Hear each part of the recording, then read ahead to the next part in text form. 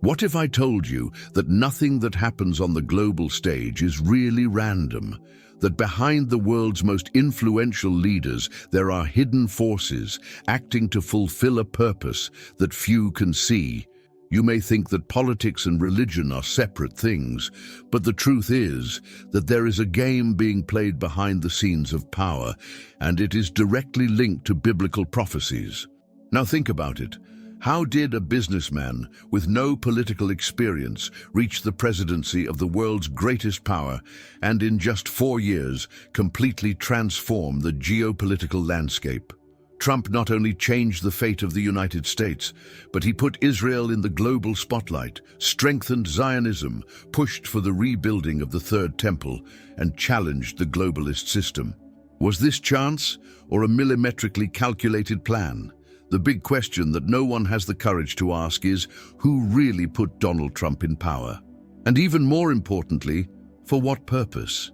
Was he a leader used to protect the sovereignty of the United States and Israel, or a key player in setting the stage for the greatest geopolitical and spiritual transformation in history? If you think that what we are living in is just an ordinary political cycle, you need to understand what the Bible already predicted about the last times. Nothing that is happening today is new to those who know the scriptures. Governments fall, alliances are made, peace treaties are signed, and all of this is neatly fitted within the prophecies that warn of a global government and the coming of the Antichrist. Will you keep ignoring it, or will you open your eyes before it's too late? History has a curious way of repeating itself, but almost always with an unexpected touch. Donald Trump, a businessman turned president, seemed like an outlier on the geopolitical chessboard. However, his ascension was surrounded by events that fit perfectly into prophetic narratives. His government stood out for initiatives that, under a superficial view, promoted world peace, but which, when analyzed in deeper layers, raise intriguing questions. After all, since when does a political leader become a key player in discussions about the end times? Trump's story cannot be understood solely on the basis of traditional news. To see the full picture, you need to go beyond the obvious. Trump's involvement in pacifying international conflicts was not just a matter of foreign policy, but a meticulous alignment with prophetic events. His firm stance against China, his unpredictable strategy toward Russia, and his commitment to Israel have made him a figure that both inspires and frightens. It's impossible to ignore the fact that leaders who emerge as agents of change often pave unexpected paths. What if the peace he promoted was actually a fragile peace, a house of cards ready to crumble? The Bible mentions that before the end, there would be a period when everyone would cry out for peace and security, but soon after, that would come sudden destruction. 1 Thessalonians 5:3. This raises an unsettling question. Would Trump be a peacemaker or an architect of a larger plan? The comparison with King Cyrus did not come about for nothing. Cyrus was a Persian ruler who freed the Jews from captivity and allowed the rebuilding of the temple in Jerusalem. Now, notice the parallel. Trump was one of the biggest advocates of recognizing Jerusalem as Israel's capital and moving the American embassy there. For many, this gesture was not only political, but a prophetic fulfillment. If Cyrus was used by God to restore Israel, would Trump be playing a similar role in the modern era? The problem is that God's plans and human plans don't always go hand in hand. What appears to be a path of restoration may actually be the prelude to something much greater. The stabilization of the Middle East has always been one of the most complex challenges in world geopolitics. However, Trump has taken a direct and, in many ways, unprecedented approach. He was responsible for mediating historic agreements between Israel and Arab nations, known as the Abraham Accords. On paper, it was a breakthrough toward peace, but for those who know Scripture, an uncomfortable question arises. Is this peace lasting, or just a harbinger of something greater? Bible prophecy mentions a period of apparent tranquility before a great tribulation. What if Trump was not only bringing stability, but unknowingly setting the stage for something even more meaningful. Trump's moves towards world peace also include his relationship with the UN and other global organizations. At various times, he was against globalism and adopted nationalist policies such as the motto, "America First." However, their influence may have contributed to the emergence of a new geopolitical landscape where centralized governance becomes more acceptable. And this is a crucial detail, as many prophecies point to the emergence of a global government before the final events. The question that few ask themselves is, could Trump, without even realizing it, have accelerated this process? Many leaders in history were seen as messianic figures before they were revealed as pieces of something bigger. Napoleon was considered a savior before he became a tyrannical conqueror. Hitler promised to restore Germany before plunging it into chaos. And Trump, his administration came with promises to restore US greatness, protect Israel, and ensure world peace. But history teaches that great promises always carry ulterior motives. If he was put in power to pave the way for something greater, what would be the true outcome of this narrative? Bible prophecy warns that before the end, many will follow leaders believing that they bring hope and salvation. What if Trump was one of those leaders? Its role in international politics is undeniable, and its relationship with Israel is not just a detail, but a central factor. And that brings us to an even more intriguing question. What's next? If he was key to the consolidation of Israel's sovereignty over Jerusalem, could he also be the leader who paved the way for the construction of the Third Temple? Those who believe in prophecies know that political events are not just power games, but cogs in a larger plan. What began as an unlikely presidential campaign has become one of the biggest milestones in recent history. Trump, a businessman turned leader of the free world, has shaped the relationship between Israel and the United States in ways that no other president has done. If Cyrus was used by God for a specific purpose, what would be Trump's mission? After all, no one assumes a position of global power without a greater motive behind it. The false sense of security has always been one of the most effective tools at critical moments in history.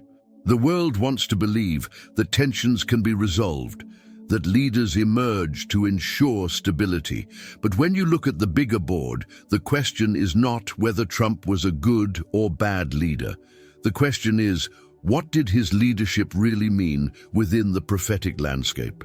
With the Middle East in focus, with Israel increasingly strengthened, and with the growing anticipation about the Third Temple, the sense is that the prophetic clock is moving fast. And this brings us to a fascinating detail. There is something very symbolic involving Trump and Israel, a detail that few have noticed. Something that was minted literally in metal. An item that carries in itself such a strong meaning that for some it is just a tribute, but for others a fundamental piece of a prophetic puzzle. Have you ever heard of the commemorative coin that depicts Trump and King Cyrus side by side? History is full of powerful symbols that carry hidden messages for the unaware, but which are revealed to those who know what to look for. In 2018, Israel launched a commemorative coin stamping Donald Trump and King Cyrus side by side, and this was not a simple coincidence. What might seem like just a tribute to a modern political leader turns out to be a prophetic sign for those who have eyes to see.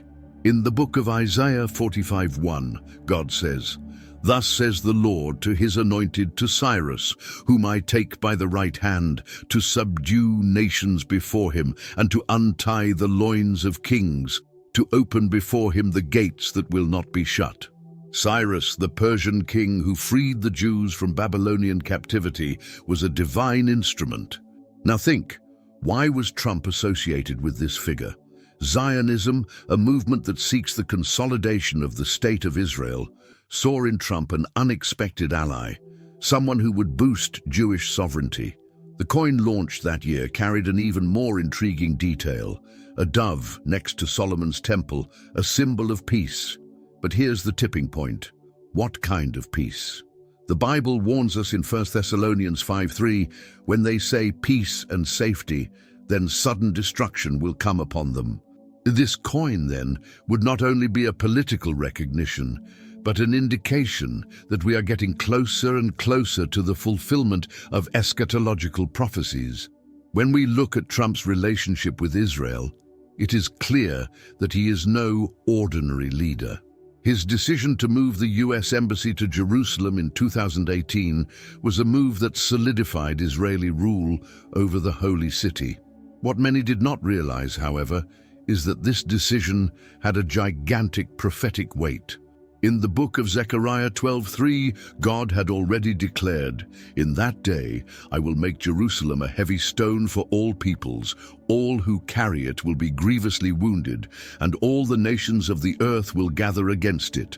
The coin, therefore, was not a mere political souvenir, but a prophetic milestone indicating that Jerusalem is at the center of the final unfolding of history. Another fascinating detail is the way this coin connects Trump to the role of a precursor to prophetic events. Daniel's prophecy tells of a leader who would make a covenant with many nations before the end of time. In Daniel 9:27, it is written, "He shall make a firm covenant with many for a week, and in the middle of the week he shall cause sacrifice and grain offering to cease." If we consider that Trump was responsible for sowing the Abraham Accords, which brought Israel closer to Arab nations, the similarity with what Daniel describes becomes frighteningly evident. Could it be that this commemorative coin was anticipating an event that is yet to come? Zionism sees Trump as an agent who paves the way for the rebuilding of the Third Temple, something essential for the fulfillment of messianic prophecies. The problem is that in the Christian view, this temple is also associated with the Antichrist. In 2 Thessalonians 2:4, Paul warns about the man of sin, who opposes and exalts himself against everything that is called God or worshipped, so that he will sit like God in the temple of God, wanting to appear to be God. In other words, the commemorative coin that exalts Trump and Cairo may be signaling something much greater than simple diplomacy. And there is one more shocking detail that few have paid attention to: the symbology of the dove on the coin. Traditionally, the dove represents peace, but in a prophetic context, it can also represent an illusory peace. In Ezekiel 13:10, God condemns those who deceive the people by saying, "For yes, because they have led my people astray, saying, 'Peace,' there being no peace."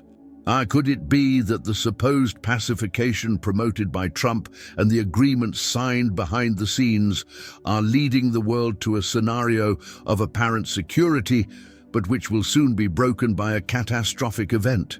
Interestingly, the coin was launched 70 years after the founding of the State of Israel in 1948. For those who understand prophecies, this number is not random. Daniel 9:2 mentions that the people of Israel were in captivity for 70 years before the restoration. In addition, Jesus mentioned the generation of the fig tree, Israel, in Matthew 24:34, saying that this generation would not pass away before the end. If a biblical generation can be interpreted as approximately 70 to 80 years, Psalm 90:10, then we are living in a crucial time. Was the issuance of this commemorative coin a divine warning that we are in the final stretch of prophetic times?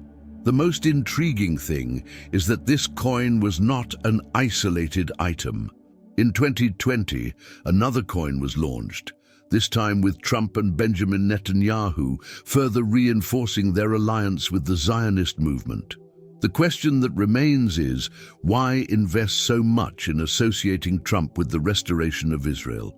What are they trying to tell us? Or rather, what are they not saying? The answer may lie in what comes next. If there's a missing piece to make it all fit, maybe it's directly linked to the temple in Jerusalem. After all, if there is a leader capable of promoting the reconstruction of something so sacred to the Jews, that leader has already been identified, and he has even been exalted in metal. But this reconstruction cannot happen without an essential element, the red heifer, and this detail changes everything. Do you know why?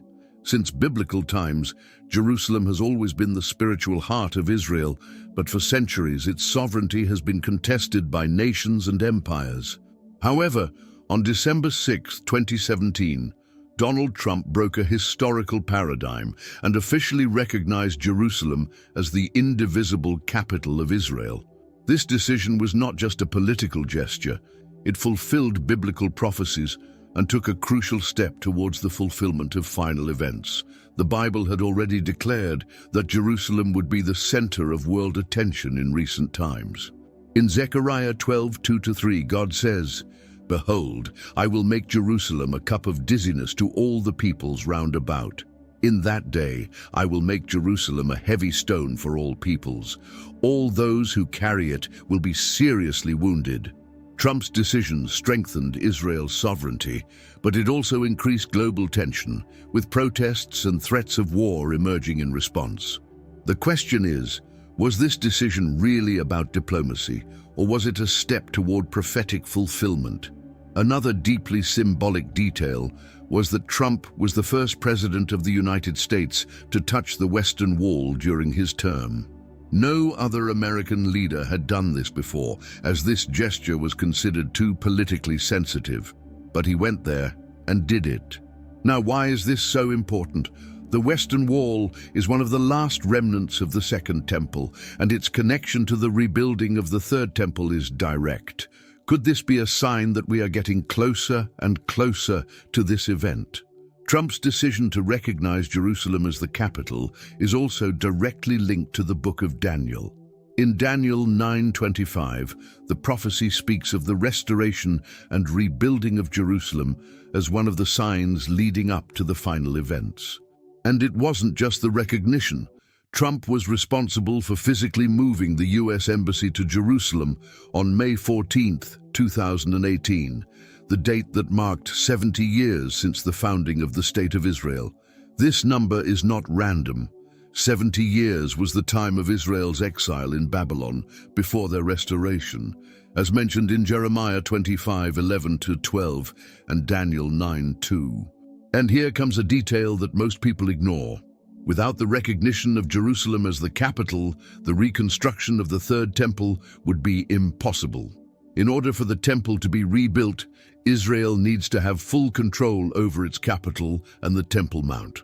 Trump, with his decision, strengthened Israel's position on the global stage and set the stage for the next step.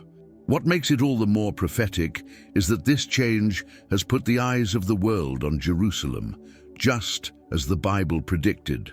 In Joel 3:2, God declares, "I will gather all nations and bring them down to the valley of Jehoshaphat, and there I will enter into judgment against them for the sake of my people and my inheritance, Israel, whom they scattered among the nations and divided my land." The prophecy suggests that the nations of the world will one day turn against Jerusalem, and Trump's acknowledgement may have been one of the triggers for this. But there is an even more intriguing point. In Daniel 9:27, the Bible talks about a ruler who will make a covenant with many nations for a week, but in the middle of time will break that covenant and bring destruction. The Abraham Accords, negotiated by Trump, were a historic breakthrough in peace between Israel and Arab nations. But if this peace is temporary and ends up being broken, could this be in line with Daniel's prophecy? Moreover, if we analyze Trump's role in this decision, we see that he not only made history, but also directly served the interests of the Zionist movement and religious groups waiting for the coming of the Messiah. For Jews, the recognition of Jerusalem strengthens Israel's sovereignty. For eschatological Christians, this is a necessary step in order for the prophecies about the end times to be fulfilled. For globalists, this could be the beginning of a much bigger plan. The question that arises is, Did Trump do this out of conviction of his own, or was he just playing a role within a larger prophetic roadmap? The Bible shows us that leaders are raised up and overthrown according to God's will. In Proverbs 21:1, it is written, "The king's heart is like rivers of water in the hand of the Lord. He inclines it where he wants." If Trump was used for this purpose, then his mission is not over yet. If all of this is connected, it means that the next major event in the prophetic scenario is already about to happen. Jerusalem was once recognized as the capital. The third temple is already in preparation. World leaders are already engaged in alliances to consolidate dominance over this city. What is missing for the prophetic scenario to be complete? The answer may lie in something that most people are not seeing yet. There is one event that will serve as the final trigger for all of these prophecies to be fulfilled once and for all. And it is already starting to happen behind the scenes. Do you know what this event is and what it means for the fate of humanity? When Donald Trump announced that he would recognize Jerusalem as Israel's indivisible capital and move the U.S. embassy from Tel Aviv to Jerusalem, the world reacted with shock and apprehension. But for those who follow biblical prophecies, this event was much more than a political move. It was a prophetic milestone. In Zechariah 12:2-3, God declares, "Behold, I will make Jerusalem a cup of dizziness to all the peoples round about. In that day I will make Jerusalem a heavy stone for all peoples. All those who carry it will be seriously wounded." In other words, the transfer of the embassy was not only a strategic move, but a step towards the fulfillment of prophecies that point to the centrality of Jerusalem in the end times. Trump's decision, made official on May 14, 2018, exactly 70 years after the creation of the State of Israel, carries a very strong symbolism. The number 70 is not random. In Daniel 9:2, we see that Israel was 70 years in the Babylonian captivity, and in Matthew 24:34, Jesus mentions the generation of the fig tree Israel, saying that this generation would not pass away until everything was fulfilled. If a biblical generation can be interpreted as 70-80 years, Psalm 90:10, it means that we are living in extremely prophetic times. The question that few ask is, why was this event so significant and what did it unleash on the world stage? The embassy move represented a turning point in global politics. Jerusalem has always been a flashpoint, but Trump has broken decades of hesitation from previous administrations and done what no other president has had the courage to do. The impact of this. Immediately, Arab countries protested, US allies were divided, and protests broke out in various parts of the world. But all this had already been foreseen. In Psalm 122:6, God directs us, "Pray for the peace of Jerusalem. Those who love you will prosper." However, this peace is fragile, and the Bible also warns that when men say peace and security, then sudden destruction will come, 1 Thessalonians 5:3. But here's the most intriguing point. This decision set the stage for the construction of the Third Temple. Israel's rule over Jerusalem was a barrier to the rebuilding of the temple. But now, with the city being recognized as the capital, the next step has become much more feasible. The Temple Institute itself has already declared that everything is ready for reconstruction, including the sacred utensils, the trained priests, and even the architectural plans. The only thing missing? A global political approval. And guess who has ever tried to establish peace agreements in the Middle East? Donald Trump, through the Abraham Accords. The domino effect of this decision was felt globally. Leaders of several nations began to reconsider their position on Jerusalem, and what was once a taboo in international diplomacy became a common agenda. This recognition of Jerusalem as the capital of Israel puts the world on a path of no return, as prophecies indicate that this city will be the center of the final conflict before Christ's return. In Joel 3:2, God says, "I will gather all nations and bring them down to the valley of Jehoshaphat, And there I will enter into judgment against them for the sake of my people and my inheritance, Israel, whom they scattered among the nations and divided my land. And if we go back to Daniel, we see something even more troubling. Daniel 9:27 talks about a ruler who will make a covenant with many, but who will break that covenant and bring destruction in half the time. Now, analyze recent events. Trump was responsible for unprecedented agreements between Israel and Arab countries. But is this peace real or a peace within a much larger plan? Could this false peace be the prelude to an even greater conflict? The most intriguing thing is that this change in the embassy was not an isolated decision. Trump not only recognized Jerusalem as the capital, but he was also the first American president to touch the Western Wall during his tenure. This gesture was highly symbolic. In 2 Chronicles 6:6, God says, "But I chose Jerusalem, that my name might be there." What many don't realize is that all of this is fitting perfectly into the prophetic scenario described in Revelation. The question that needs to be asked is, who is really in control of this global chessboard? If there's one thing the Bible makes clear, it's that nothing happens by chance. The events we witness today were written thousands of years ago. The recognition of Jerusalem as the capital, the transfer of the embassy, the rebuilding of the Third Temple, all of this is part of a much larger plan. But this plan may not be what people expect. What if this apparent victory of Israel is actually a step towards the rise of the government of the Antichrist? Jerusalem is now more protected than ever. Any attack on the city would mean a direct attack on the United States, making it virtually impossible for any nation to challenge it militarily without devastating consequences. But the problem is that the prophecies warn that one day all nations will turn against Israel, Zechariah 14:2. So the ultimate question is, if the whole world will unite against Jerusalem, what will happen to Israel's allies in the process? For those who understand the prophecies, it is clear that everything is moving very fast. The prophetic clock is not only ticking, it is speeding up. The question now is not whether the Third Temple will be rebuilt, but when. But for that to happen, a global leader needs to ensure that process. And we already know who has been appointed to this role in recent years. But there is something even deeper that needs to be analyzed: the role of the Third Temple within the prophecy of the Antichrist. Have you ever stopped to think that this temple may not only be a place of worship, but the scene of the greatest spiritual deception in history?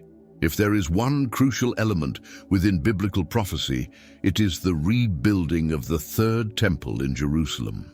For centuries, Jews have waited for the moment to restore Judaism's holiest site, but what few realize is that such a reconstruction can have a far greater and far more dangerous meaning than simply restoring a place of worship.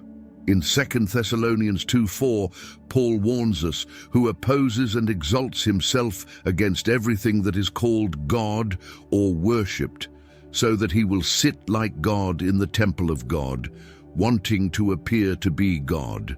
Oh, this is a direct reference to the Antichrist, who, according to Scripture, will use the temple to deceive the world. The construction of the Third Temple is not only a religious desire, but a concrete project that is already advanced. The Temple Institute, a Jewish organization dedicated to preparing for reconstruction, already has the sacred utensils, priestly garments, trained Levites, and even architectural plans ready.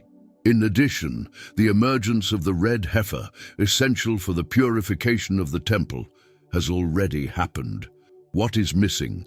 Only a political agreement that would allow construction on the Temple Mount, where the Al-Aqsa Mosque now stands. And that's where a crucial point comes in. Who will be the global leader who will allow this construction? Many believe that this role is already being prepared. In Daniel 9:27 we read, "He will make a firm covenant with many for a week, and in the middle of the week he will cause sacrifice and offering to cease. This verse suggests that a ruler will make a peace agreement that will allow the temple to function, but that he will later betray that agreement and establish a regime of persecution. Donald Trump, by negotiating the Abraham Accords, may have paved that way. After all, he was the first American president to act directly in stabilizing relations between Israel and Arab countries. But is this peace true, or just a prelude to something much greater? Another intriguing point is that the temple is essential for the manifestation of the Antichrist, as it is there that he will try to pass himself off as God. This leads us to an even deeper question. Is the rebuilding of the temple, celebrated as a religious triumph, actually a global deception? Jesus himself warned in Matthew 24:15, "When you see that the abomination of desolation, of which the prophet Daniel spoke, is in the holy place, he who reads, let him understand. Then let those who are in Judea flee to the mountains." That is, the rebuilding of the temple will be followed by a terrible event. Orthodox rabbis believe that the construction of the third temple will bring about the Messiah. However, in the Christian view, this Messiah, who will be exalted there, will not be the true Christ, but rather the Antichrist. In Revelation 13:7-8, we see that he will deceive the whole world and make everyone worship him. Now think about it. What could convince billions of people to follow a single global leader? The answer may lie precisely in the desire for world peace and spiritual unification. If a ruler emerges and comes up with a plan that allows all religions to coexist in a single sacred space, he will quickly become a globally revered figure. And there is an even more alarming detail. The Temple Institute has previously suggested that the rebuilding of the temple may include a shared space for Jews and Muslims. This would pave the way for a model of religious unification where all faiths would be encouraged to worship a single spiritual leader. This concept is directly linked to the prophecy of Revelation 17:13, where it is said that the kings of the earth will give their power and authority to the beast.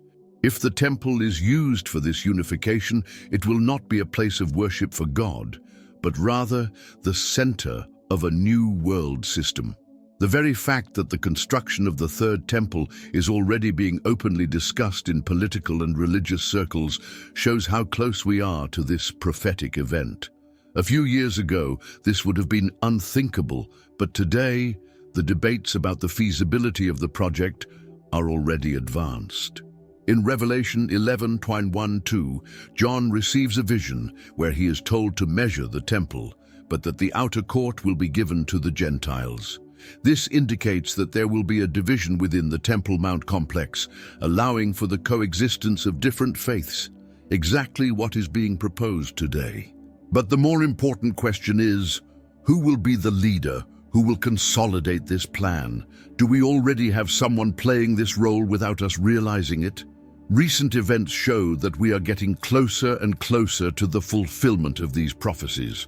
The problem is that when everything seems to be in order, it is at that moment that the great deception will be revealed.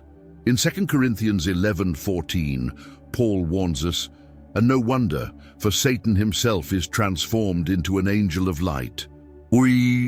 What appears to be a breakthrough for humanity may actually be the ultimate trap. If the third temple is indeed built in our day, it will mean that we are just a few steps away from the Great Tribulation. The book of Revelation 13:16-17 talks about a worldwide system where no one will be able to buy or sell without a specific mark. If a global government is established from the rebuilding of the temple, will this be the time when humanity will be forced to choose between loyalty to God or the system of the Antichrist? If that is the case, then the time to prepare spiritually is now, for the prophetic clock is closer than ever to its end point, and this event is connected to something even deeper. A prophetic sign has recently emerged and has been ignored by the mainstream media, something so rare that it only happens once every 1,000 years. An apocalyptic clock has been activated, and it points to a critical period in human history. But are people paying attention? Do you know what that sign is and why it is speeding up prophetic events? If there is one concept that has intrigued scholars of biblical prophecy, it is the so-called doomsday clock. But it is not a mere figurative concept. There are concrete signs that indicate that the prophetic time is accelerating. Jesus warned us about this in Matthew 24:33. So you also, when you see all these things, know that he is near, at the doors. That is, there is a turning point where prophetic events cease to be distant possibilities and become imminent reality. The problem? Most people aren't paying attention. The prophetic clock began to turn faster as specific events began to unfold in sequence. The creation of the State of Israel in 1948 was one of these milestones.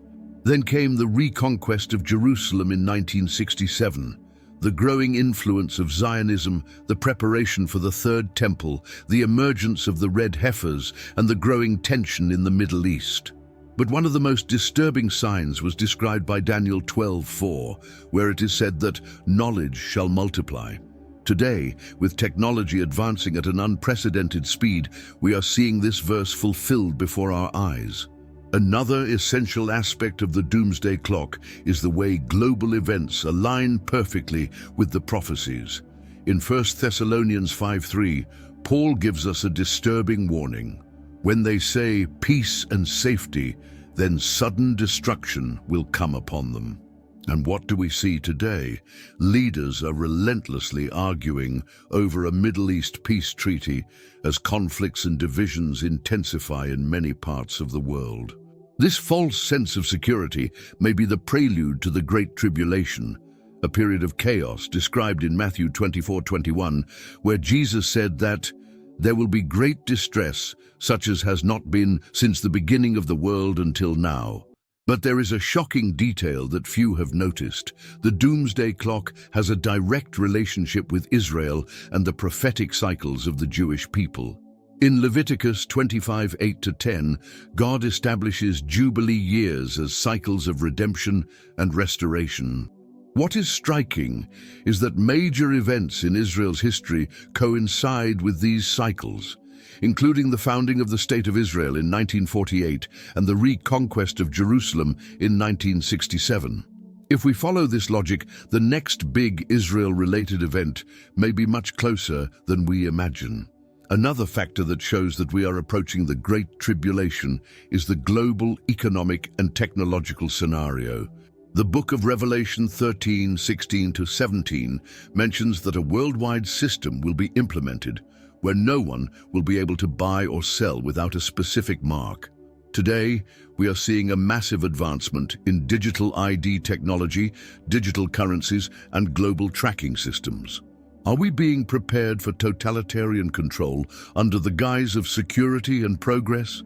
In addition, natural disasters, epidemics, and global crises are increasing exponentially. Luke 21:11 warns us about this. And there will be great earthquakes in various places, and famines and pestilences, and there will also be amazing things and great signs from heaven.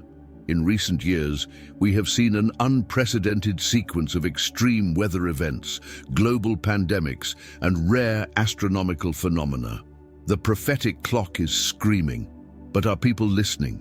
Another aspect that cannot be ignored is the political and military scenario. Ezekiel 38 and 39 talk about a great war where nations will unite against Israel. Today, tension between Russia, China, Iran, and the West has never been higher. The alignment of military forces and strategic movements in the Middle East indicate that we are heading for a global conflict that may be the direct fulfillment of this prophecy. And the scariest thing, all of this is happening at the same time. And then comes the inevitable question. If all these signs are evident, why are most people still blind to what is happening? The answer is in 2 Thessalonians 2:11, where Paul says that God would send a spirit of delusion upon those who refused the truth. That is, people who do not want to see the signs will simply not be able to see them. because they will be deceived by a false narrative of progress and stability. The big question that remains is, what comes next? If the apocalyptic clock is already so advanced, it means that we are very close to the most awaited event in human history. But this event will not be received by everyone with joy.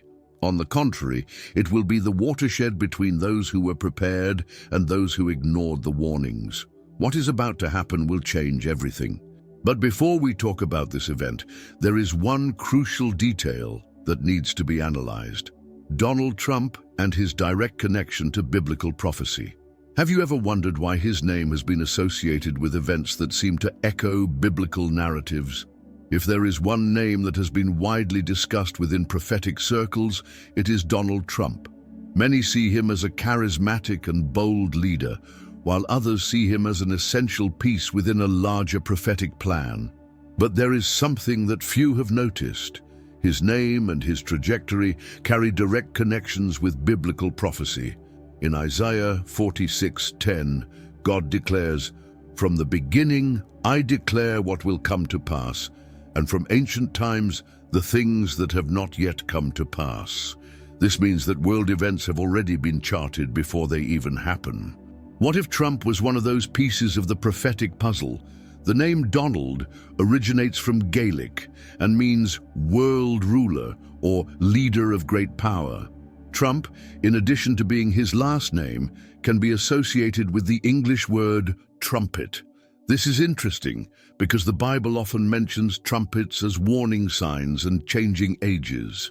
In 1 Corinthians 15:52, Paul says, "In a moment, in the twinkling of an eye, at the last trumpet, for the trumpet shall sound, and the dead shall be raised incorruptible, and we shall be changed." Is Trump's name a prophetic clue that he plays a role in this crucial period of history? The parallel between Donald Trump and King Cyrus of Persia has also been widely debated. In Isaiah 45:1, God declares, "Thus says the Lord to his anointed, to Cyrus, whom I take by the right hand, to subdue nations before him." King Cyrus was responsible for allowing the Jews to return from exile and rebuild the temple in Jerusalem. Now, look at the connection. Trump was the president who recognized Jerusalem as Israel's capital and supported the rebuilding of the Third Temple. This recognition has caused many religious leaders in Israel to compare Trump to Cyrus, even going so far as to mint a coin with the image of the two together. Another detail that cannot be ignored is the year 2017, when Trump declared